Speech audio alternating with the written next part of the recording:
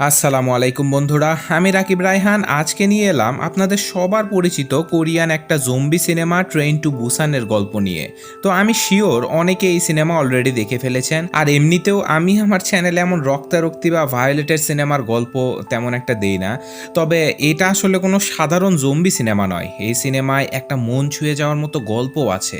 আর এই গল্পটা বাংলাদেশে অনেকেই কভার করছে হয়তো, তারপরেও আমিও করলাম কারণ আমার অনেক বন্ধুরা কমেন্টে বলছিল যে একটা জম্বি সিনেমার গল্প বলার জন্য।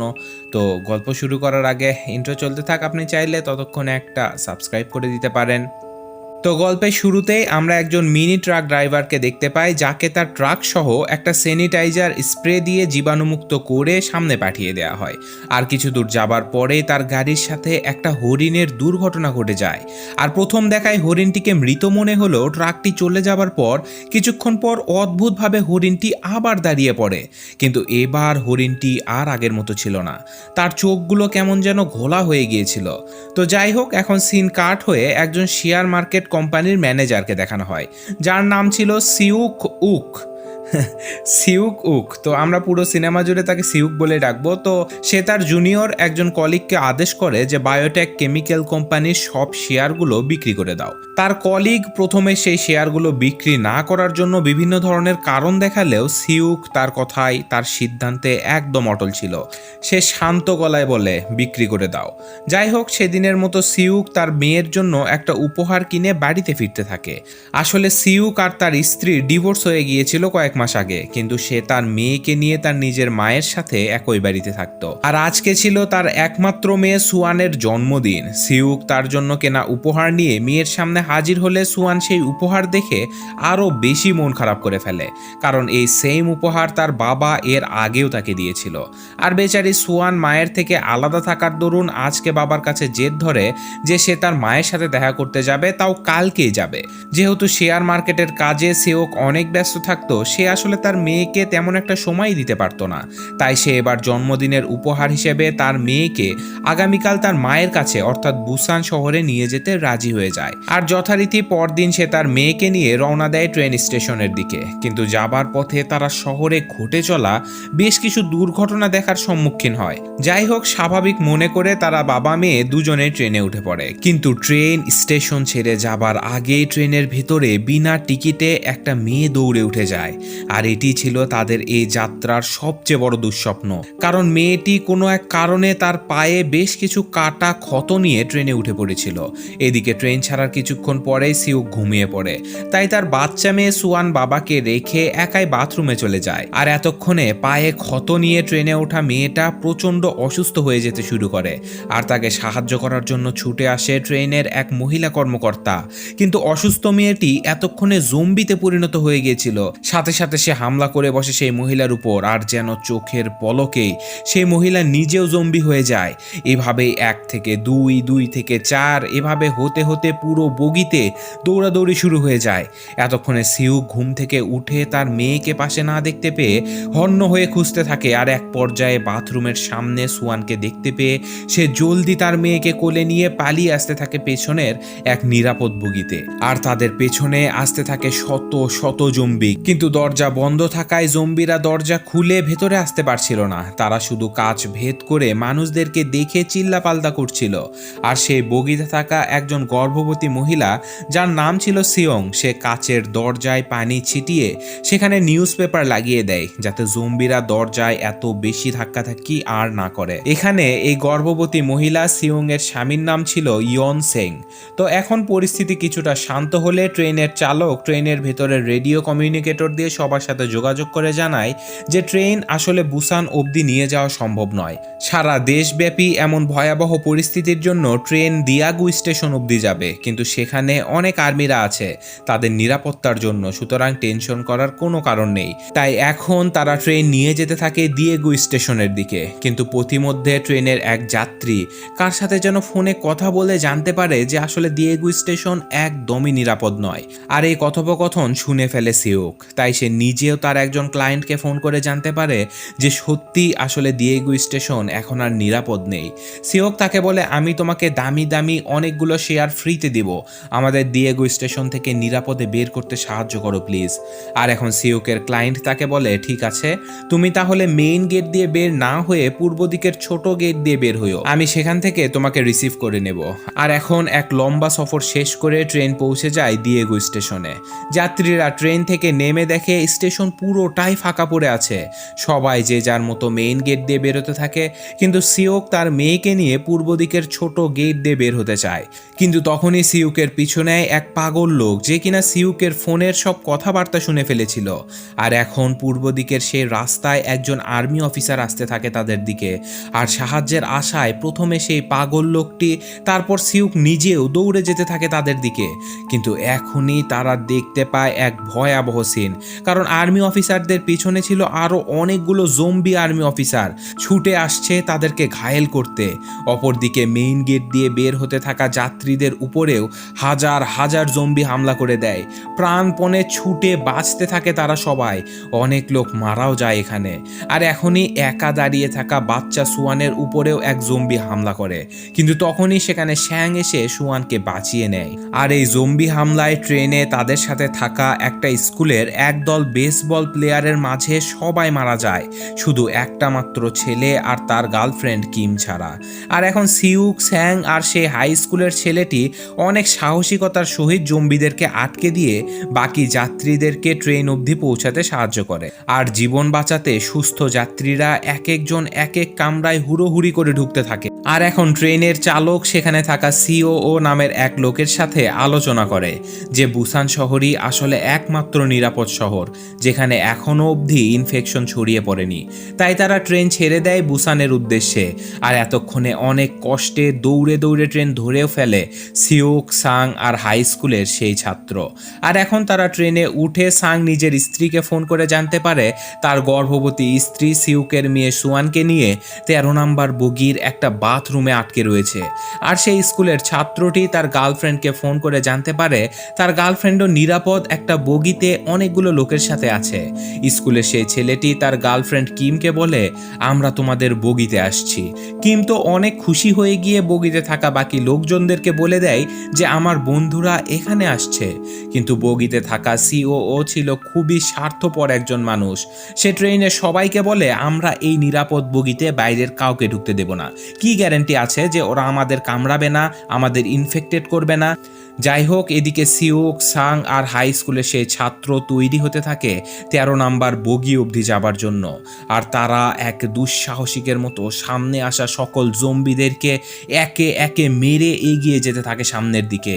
আর এখনই ট্রেন চলে আসে একটা টানেলের ভেতরে।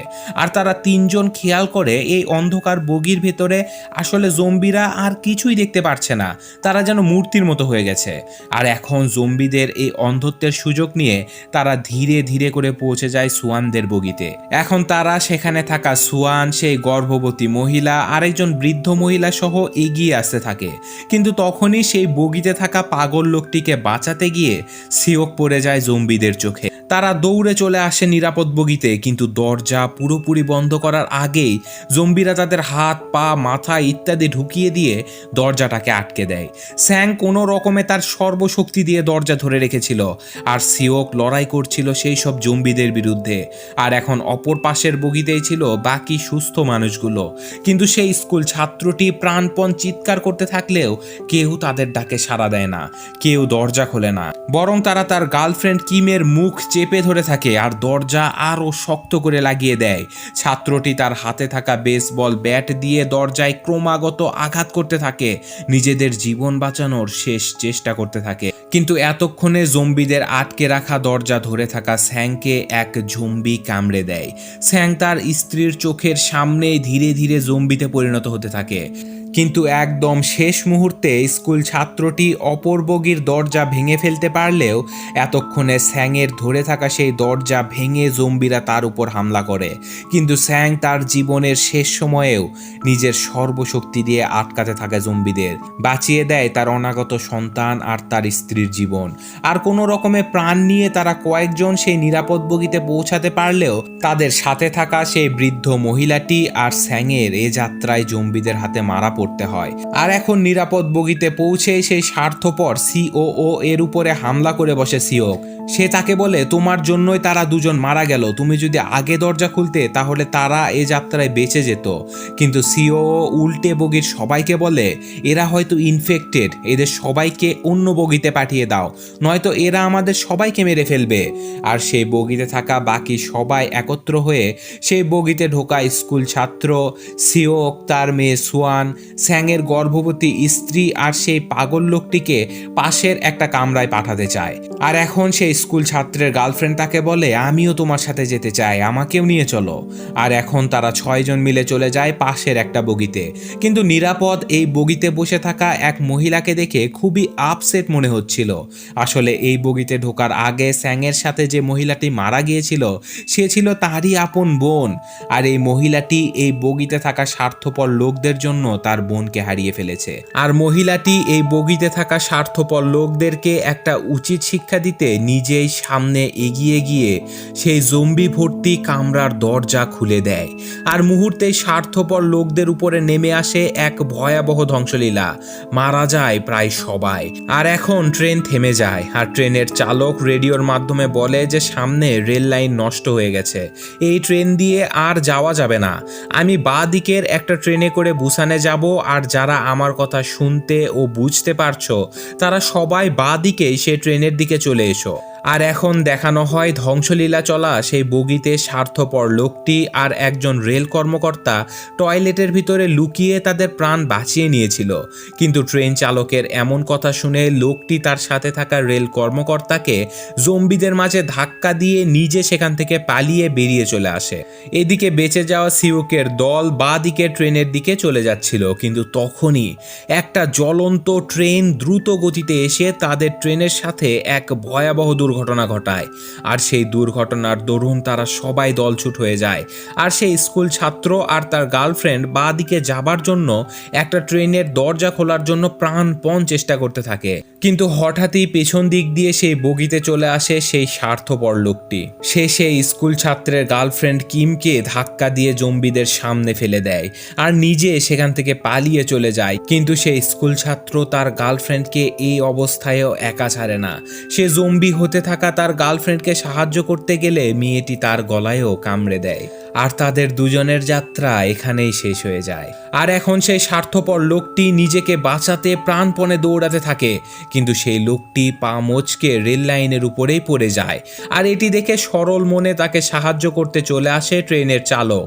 কিন্তু নিজে একটা কামড় খাবার পরেও সেই স্বার্থপর লোকটি ট্রেনের চালককে ধাক্কা দিয়ে ফেলে দেয় সে জম্বিদের মাঝে, আর নিজে সেই বাঁ দিকের ট্রেনের দিকে দৌড়াতে দৌড়াতে উঠে চলে যায়। বেচারা ট্রেনের চালক এখানেই মারা যায়। অপরদিকে এখন সিওককে দেখানো হয় তারা 4 জন এখন এমন একটা জায়গায় আটকা পড়েছে যেখানে তাদের উপরে পড়ে আছে জম্বি ভর্তি একটা ট্রেন। জীবন হাতে নিয়ে কোনো রকমে সিওক তার মেয়ে আর স্যাংয়ের স্ত্রীকে নিয়ে বেরোতে থাকে। কিন্তু হঠাৎই তাদের উপরে থাকা সেই ট্রেনের কাঁচ ভেঙে সব জম্বি তাদের উপরে পড়তে থাকে। আর এটি দেখে সেই পাগল লোকটি নিজের জীবন উৎসর্গ করে দিয়ে জম্বিদের কাছে ধরা দেয় আর বাঁচিয়ে দেয় বাবা, মেয়ে আর গর্ভবতী সেই মহিলাকে। তারা 3 জন প্রাণপণে দৌড়ে সেই বুসানগামী ট্রেনটিকে ধরেও ফেলে, কিন্তু জম্বিরা কোনোভাবেই তাদের পিছু ছাড়ে না। একসাথে শত শত জম্বি পিছু নেয় তাদের। ট্রেনের রেলিং ধরে তারা একসাথে ঝুলতে থাকে। আর এভাবে এতগুলো জম্বি একসাথে থাকায় ট্রেনের স্পিড কমে যেতে থাকে। কিন্তু যেভাবেই হোক সিওক লাথি দিয়ে দিয়ে জম্বিদের থেকে তাদের ট্রেনকে মুক্ত করে ফেলে। কিন্তু এখন সিওক সেই ট্রেনের চালকের ঘরে গিয়েই দেখে দেখে সেখানে সেই স্বার্থপর লোকটি এতক্ষণে জম্বিতে পরিণত হয়ে গেছে। আর এখানে সেই লোকটির সাথে সিউকের এক ভয়াবহ ফাইট হয়, কিন্তু শেষমেশ সিউক তাকে ট্রেন থেকে ফেলে দিতে সক্ষম হয়। কিন্তু সেই লোকটি পড়ে যাবার আগে সিউকের হাতে একটা কামড় দিয়ে গিয়েছিল, আর হাতের কামড় দেখে সিউক বুঝে যায় তার মেয়েকে ছেড়ে যাবার সময় তার হয়ে গেছে। তাদের যাত্রা এত দূর অবধি ছিল, তাই সে তার জ্ঞান থাকতেই তার মেয়ে আর স্যাংয়ের স্ত্রীকে ট্রেনের চালকের রুমে ঢুকিয়ে দেয়। বেচারি সুয়ান তার বাবাকে একদম ছাড়তে চায় না, চোখের পানিতে ভাসিয়ে হলেও বাবাকে তার সাথে রাখতে চায়। কিন্তু সিউকের যে আর সময় নেই, সে তার মেয়েকে ছেড়ে ট্রেনের একদম শেষ প্রান্তে এসে দাঁড়িয়ে পড়ে। এক পাশে মেয়ের বুক ফাটা আর্তনাদ, আরেক পাশে জম্বি হতে থাকা এক বাবার আকাশ সমান কষ্ট। সিউক এমন সময়েও মনে করতে থাকে তার মেয়েকে প্রথমবার কোলে নেয়ার কথা, প্রথমবার সে ফুটফুটে মুখটা দেখা। আর এসব স্মৃতি মনে করতে করতে সে নিজেই লাফ দেয় ট্রেন থেকে, নিজের মেয়েকে বাঁচাতে বিসর্জন দেয় তার নিজের জীবন। আর এখন দেখানো হয় স্যাংয়ের স্ত্রী আর সোয়ান দুজনেই পৌঁছে গেছে বুসান অবধি। সেখানে আর্মিরা দেয়াল তুলে বন্দুক নিয়ে বসেছিল। তারা প্রথমে তাদেরকে জম্বি ভেবে শ্যুট করে দিতে চাইলেও পরে তারা দেখতে পায় দুজন আসলে মানুষ।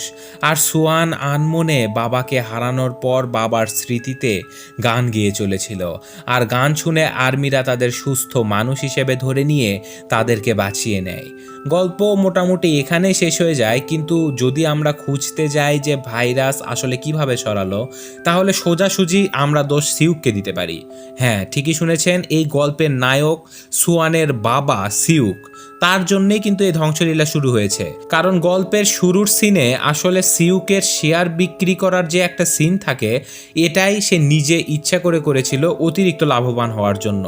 আর এখানে সিউক যখন সেই বায়োটেক কোম্পানির সব শেয়ার বিক্রি করে দেয়, তখন সেই কোম্পানিটি ভয়াবহ লসের সম্মুখীন হয়।